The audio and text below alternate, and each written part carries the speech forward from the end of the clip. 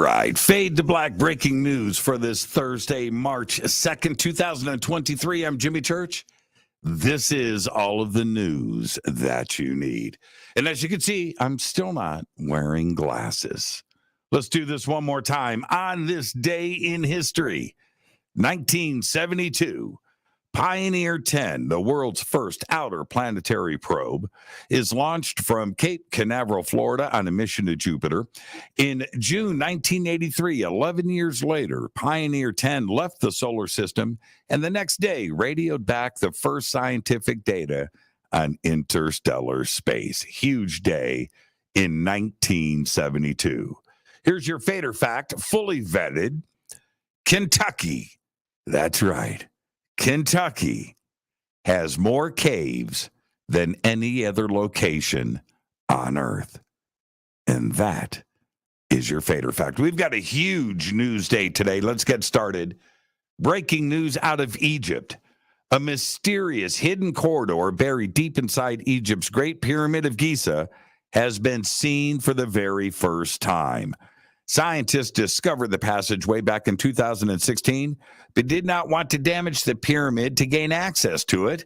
So they used an endoscopic camera and a technique called cosmic ray muon radiography. And they were able to shoot video and map the corridor and confirm that it is 30 feet long, 7 feet wide, and about 7 feet tall. The footage from the camera was unveiled at a news conference beside the pyramid earlier today. It showed an empty corridor with walls made out of stone blocks and a vaulted stone ceiling. They also said at the conference that the design was to help redistribute the pyramid's weight around the entrance of another undiscovered chamber. A pretty bold statement. Now, a second larger void inside the pyramid was detected using muography back in 2017. It is estimated to be 90 feet long, 15 feet wide, and about 15 feet tall, and is located directly above the Grand Gallery. We're going to find out in the next few months if there is another chamber, another room at the end of that corridor. All right, I'll keep you posted. The Canadians now, this is also huge news. The Canadian government's top scientist has launched a study into UFOs and UAPs, otherwise known as unidentified aerial phenomena. It's called the Sky Canada Project, and the study, being conducted by the Office of the Chief Science Advisor of Canada, is the first known official Canadian UFO research effort in nearly 30 years. According to a February 2023 PowerPoint presentation, the study seeks to understand how UAP reports are handled in Canada and to offer recommendations for improvements if needed. The project plans to collect information this winter and spring before preparing an internal draft report in the fall and a final public report in the winter or spring of 2024. Looks like we're going to have to wait about a year for the public report out of Canada. A defensive trench dating back 6,000 years has been discovered at a relic site in China's central Henan province, according to the Municipal Institute of Archaeology of the Luoyang city. The trench, located at the Shuayang Relics site in Yiyang County, was dug manually, and the shape and the structure reflected a powerful and orderly social organization ability and technical level. Based on unearthed relics and the accumulated layers in the trench, archaeologists believe that the trench had gone through 3 periods of culture, dating back to 5,000 to 7,000 years. Incredible hour-lost history. And continuing with that, check this out. Ancient humans crafted bows and arrows in Europe as far back as 54,000 years ago, strengthening the idea that these weapons were instrumental in the spread of early modern humans throughout the continent. All of this in a new study.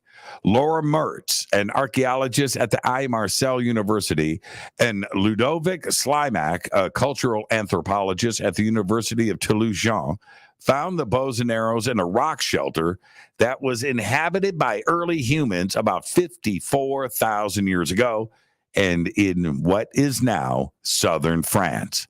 Until now, 12,000-year-old wooden artifacts in northern Europe were the earliest concrete evidence of bow and arrow technology on the continent. Now we can add over 40,000 years to that number.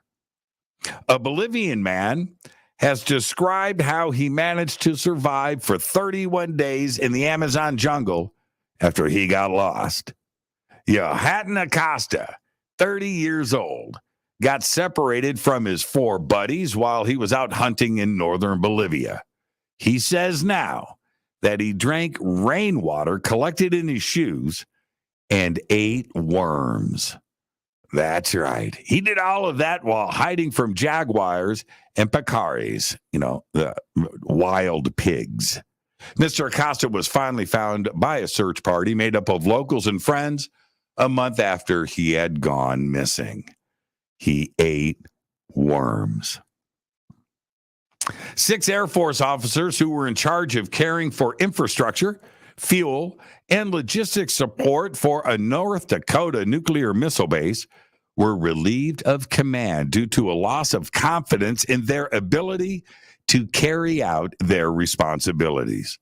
The officers include 2 commanders and 4 subordinate officers at Minot Air Force Base, including 5th Mission Support Group Commander Colonel Gregory Meyer and 5th Logistics Readiness Squadron Major Jonathan Welch. The 4 subordinate officers were not identified. Here's the deal. We don't know what they didn't do.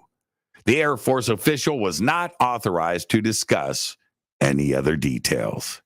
Nuclear missiles. I'm going to leave you with this. Elon Musk announced yesterday that the next generation of Teslas will cost about half as much as their current models, starting at around $25,000. Now, that's normally huge news, right? That's cool news, right? That's big news. Well, the statement was made at Tesla's offices in Austin, Texas. And then he followed up all of that with the next generation of cars will be built in Mexico at a new factory they are building in Monterrey. Yeah. So shares of Tesla fell 6% in after-hours trading last night during the presentation that ended just after 8 p.m. Eastern Time. Yeah, there you go. Fade to Black, breaking news, all of the news that you need for Thursday, March 2nd, 2023. Fade to Black breaking news is produced by Renee Newman. I'm Jimmy Church. Go Backley Tappy.